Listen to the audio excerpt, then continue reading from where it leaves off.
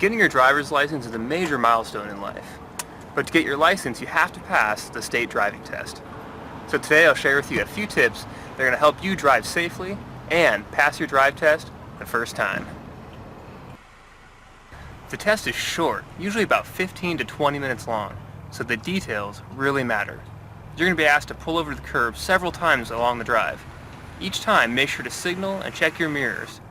And each time when you re-enter traffic, do a complete 360-degree check, then signal and check your mirrors continuously as you ease safely into traffic. And as always, you have to prepare. Take some time and go online. Check and see which maneuvers you're going to be tested on, and then practice them until you gain mastery. Also, talk to friends and family who've taken the test and get their advice. And finally, if the drive test is in an area that you're unfamiliar with, take a few minutes and drive around the area to gain some familiarity. Scanning is a big deal.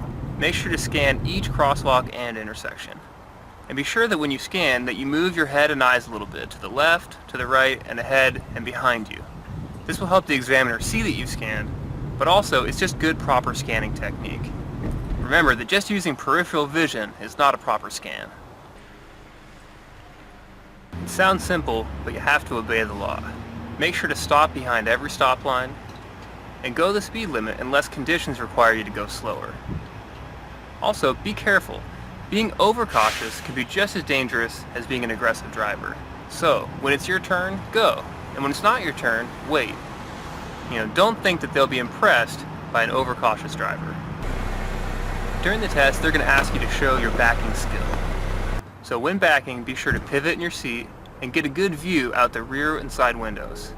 Once in a while, take quick peeks forward and in your mirrors.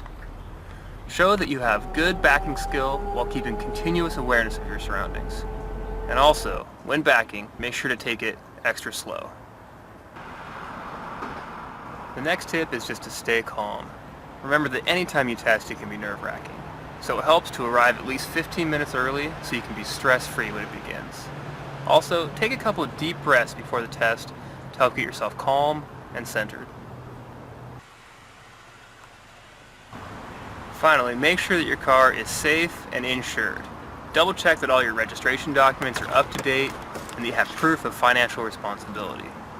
Also, take a look around the car.